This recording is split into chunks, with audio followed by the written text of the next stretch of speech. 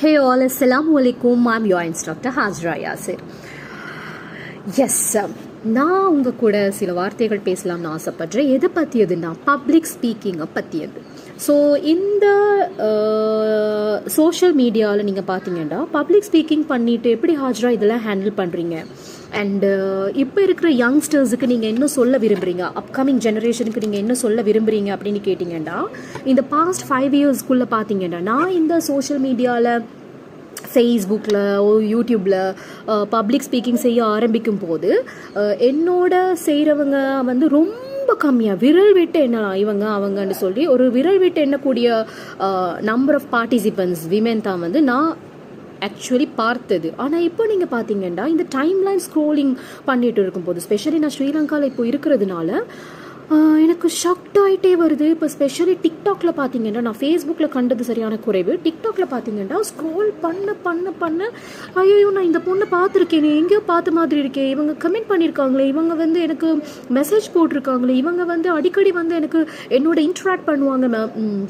Social media என் Facebook போஸ்ட்லலாம் interact பண்ணுவாங்களே அப்படின்றலாம் எனக்கு feel ஆகிற அளவுக்கு தெரிஞ்ச வட்டாரத்துக்குள்ளேயே தெரிஞ்ச ஃபாலோவர்ஸ் ஃப்ரெண்ட்ஸ் அப்படின்ற நிறைய பேர் வந்து பேச தொடங்கியிருக்காங்க. பப்ளிக் ஸ்பீக்கிங் மோட்டிவேஷனல் ஸ்பீக்கிங் பண்ணியிருக்காங்க. I'm really appreciating. நான் இது வந்து தப்புன்னு சொல்லலை. பட் என்ன விஷயம்னா, நீங்கள் ஒரு அன்மேரிட் ஒரு யங்கர் ஜெனரேஷனாக இருந்தீங்கன்னா நிறைய விஷயங்களை நீங்கள் ஃபேஸ் பண்ண வேண்டி வரும். இதில் வந்து நான் இந்த சோஷியல் மீடியாவுக்கு வரும்போது ஐ வாஸ் அ மதர், ஐ ஆம் அ மதர். நான் மதராக இருந்தேன் 2 பிள்ளைகளுக்கு.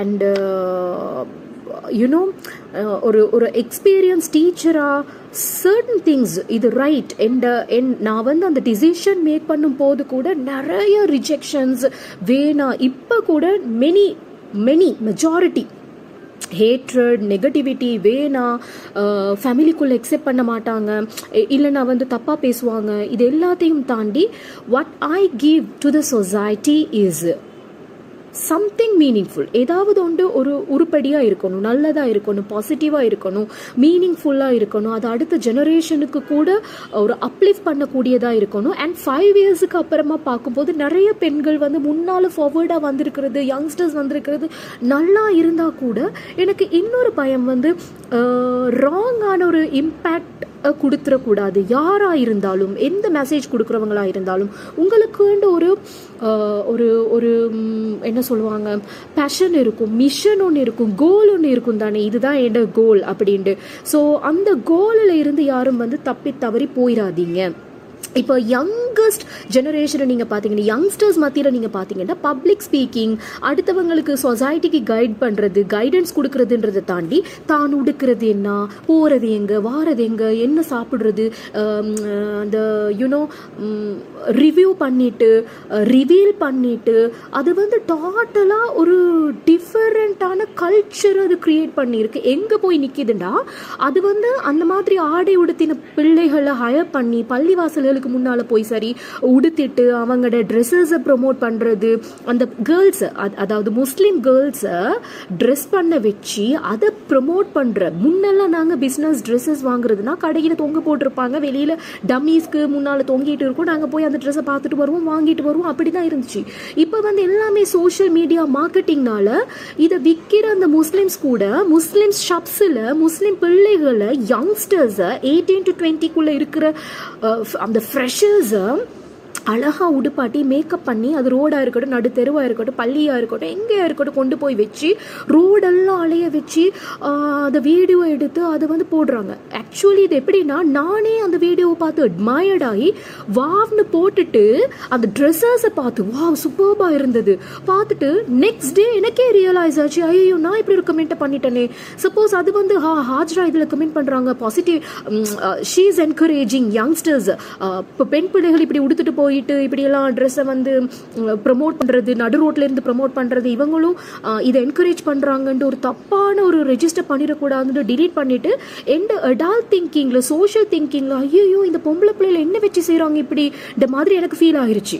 ஓகே, ஸோ நீங்கள் வந்து முன்னே நீங்கள் பார்த்தீங்கன்னா நாங்கள் வந்து ஒரு ஹிஸ்டரியன்ஸ் வரலாறு சாதனை படைத்தவங்க, ஒரு யார் உங்களோட ரோல் மாடல்னு கேட்டால் நாங்கள் கதீஜா ரலியல்லாஹு அன்ஹு, ஆயிஷா ரலியல்லாஹு அன்ஹா, ரிலீஜியஸ் பெர்ஸ்பெக்டிவ்ல பேசுவோம், இல்லாட்டி ஹிஸ்டரியன்ஸ் எடுத்து பேசுவோம், யாராவது ஒரு ஒரு ஒரு யூனோ ஈவன் எங்களோட நாட்டு பிரசிடென்ட்ஸை பேசுவோம், சந்திரிகா அம்மையார மாதிரி வரணும், இல்லைண்டா அவங்களோட அம்மா மாதிரி வரணும், அந்த மாதிரி எல்லாம் நாங்கள் ஏதாவது ஒரு ஹிஸ்டரியன்ஸை பற்றி பேசி அவங்கள ரோல் மாடலாக எடுத்து வாழ்ந்த காலங்கள் போய் இப்போ ஒரு பிள்ளைகிட்ட போய் நீங்கள் வந்து ஒரு பொம்பளை பிள்ளைகிட்ட போய் யாரோட ரோல் மாடல்ட்டு கேட்டிங்கண்டா இந்த so called you know what do you call influencers, social media இன்ஃப்ளூயன்சர்ஸை வந்து பார்த்து இன்ஸ்பயர் ஆகி அவங்கள ஃபாலோ பண்ணுற மாதிரி அவங்க என்னத்தை போட்டாலும், அவங்க போய் ஒரு ஐஸ்கிரீமை சாப்பிட்டா கூட அந்த ஐஸ்கிரீம் எங்கே சாப்பிட்டீங்க, எங்கே வாங்கினீங்க, எவ்வளோத்துக்கு வாங்கினீங்க, அவங்க ஒரு ட்ரெஸ்ஸை போட்டால் கூட இந்த ஷால் எங்கே வாங்கினீங்க, இந்த ரிங் எங்கே வாங்கினீங்க, இந்த காப் எங்கே வாங்கினீங்க, இந்த லிப்ஸ்டிக் எங்கே வாங்கினீங்க. ஐயோ, ஃபாலோவர்ஸும் blindly they are following everything, each and everything. அந்த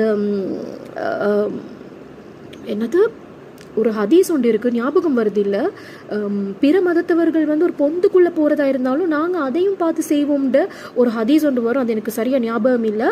அதே மாதிரி தான் இப்போ பிற மதத்தவர்கள் இல்லை, எங்களோட பிள்ளைகளே வந்து யங்ஸ்டர்ஸே என்ன வழியில் என்ன திங்கிங்கில் இருக்கீங்க, ஃப்யூச்சர் பெர்ஸ்பெக்டிவ்ல நீங்கள் என்ன உங்களோட ஃப்யூச்சர் கோல்ஸ், நீங்கள் என்ன இந்த சொசைட்டிக்கு மெசேஜ் கொடுக்குறீங்க. உங்களை பார்க்குற 18 வயசு புள்ள உங்களை பார்க்குற 12 வயசு புள்ள ஆசைப்படுது உங்களை மாதிரி வரணும். இது ரைட்டா ராங்கா நீங்களே சொல்லுங்க. அப்போது பிள்ளைகளை வளர்க்குறவங்களும் வந்து சரி காசு வருது, ஒரு ப்ரமோஷன் செஞ்ச 50,000, 2 ப்ரமோஷன் செஞ்ச 1 லட்சம் எண்ணிட்டு இருக்கிற மாதிரி இல்லை. அது வந்து இர்ஃபான் கோடீஸ்வரர் ஆகிறாரு, இல்லாட்டி ஸ்ரீலங்காவில் ஸ்வாத் வியூவில் அவர் தயிர் சட்டியோ, இல்லாட்டி எங்களோட ஆதில் உஸ்மான் பிரதர் எல்லாம், இந்த பிரதர்ஸ் எல்லாம் முன்னேறுறாங்கண்டு ஆம்பளைகளுக்கு வேணும்டா நல்லா இருக்கும், பரவாயில்லாத ஒரு உழைக்கிறதா அவங்க அழகா பண்ணிட்டு போகிறாங்க. ஆண்களுக்கு ஓகேப்பா, பொம்பளை பிள்ளையில வந்து இந்த உடுப்பாட்டி அவங்கள ஹையர் பண்ணி அவங்கள என்டர்டெயின் பண்ணி அவங்கள என்டர்டெய்னர்ஸ் ஆக்கி பப்ளிக் ஃபிகர் ஆக்கி காசு உழைச்சி அது வந்து அந்த அந்த யூனோ அவங்கள ஒரு பொம்மையாக்கி போட்டுட்டு அவங்க அண்ணா என்ன இப்போ நானும் ஐலைனர் போட்டிருக்கேன், இப்போ வந்து இந்த ஐலைனருக்கு ஒரு வீடியோ போடுங்க ஆஜ்ரா, உங்களோட லிப் க்ளாஸுக்கு ஒரு வீடியோ போடுங்க, நீங்கள் ஸ்கார்ஃபை போட்டுட்டு ஒரு வீடியோ போடுங்க, நீங்கள் எங்கே வாங்கினீங்க, எப்படி வாங்கினீங்க, இதை ப்ரொமோட் பண்ணுங்கள். இதை வந்து நான் இன்னொருத்தரோட கொலபரேட் ஆகி அவங்கக்கிட்ட காசு எடுத்து 1 லட்சம் எடுத்து 2 லட்சம் எடுத்து இது ஒரு பிஸ்னஸ் ஆக்கி அது பொம்பளை பிள்ளையில விற்கிறதுக்கு இல்லையா, அது எனக்கு தெரியல. ஸோ நீங்கள் பண்ணினா கூட அதை பார்க்குற அப்கமிங் ஜெனரேஷன் வந்து ஒரு தப்பான இதுக்கு போயிடாதீங்க. ஸோ நான் என்ன பேசினாலும், இப்போ நான் ஒரு டீச்சர், பப்ளிக் ஸ்பீக்கராக நான் வர்றப்போ நான் 2 பிள்ளைக்கு உமாவா அந்த கணவன் அனுமதியோட, ஈவன் ஏதாவது ஒரு எமர்ஜென்சி பிரச்சனை வந்தால் கூட ஒரு பப்ளிக்கில் ஒரு நெகட்டிவ் நான் நிறைய விஷயம் கண்ட்ரோவர்ஷியலான விஷயங்கள் எல்லாம் நான் பேசுவேன், அரசியல் பேசுவேன், நிறைய விஷயங்கள் பேசுவேன், சமூகத்துக்கு தேவையானது பேசுவேன்.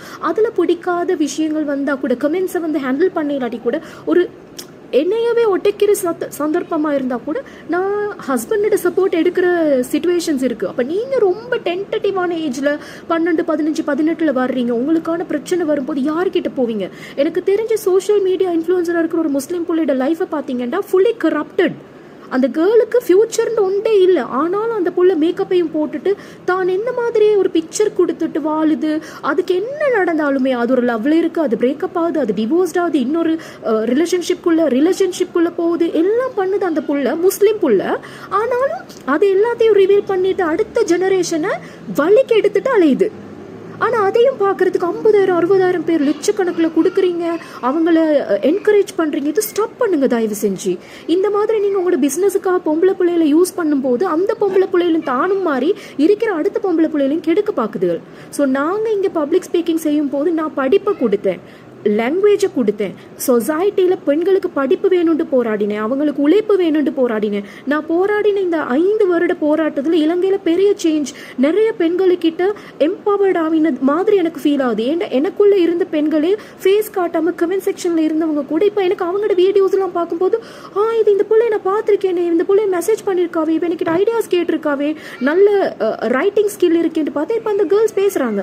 ஆனால் இது நல்ல விஷயம். ஆனால் நீங்கள் நல்ல மாதிரி பண்ணுங்கள், ராங்கான ட்ராக்ல போயிடாதீங்க, ராங்கான உங்களை நீங்கள் பிஸ்னஸுக்குள்ளே இந்த மாதிரியான விஷயங்களுக்குள்ளுக்கு போயிடாதீங்க. நீங்கள் என்ன பண்ணுறதா இருந்தாலும் அது அழகான முறையில் கொண்டு போங்க. உங்களோட பிஸ்னஸ் பர்பஸ்க்கு நீங்கள் யூஸ் பண்ணுறதா இருந்தால் ஒரு கேக் மேக்கிங், பேக்கிங்காக இருந்தாலும் அழகாக யூஸ் பண்ணுங்கள். இதில் பார்ட் 2 நான் கண்டினியூ பண்ணுறேன். Have a nice day, take care. நான் சொல்கிறது பிழையா இருந்தால் என்ன மன்னிச்சுக்கோங்க, சாரி.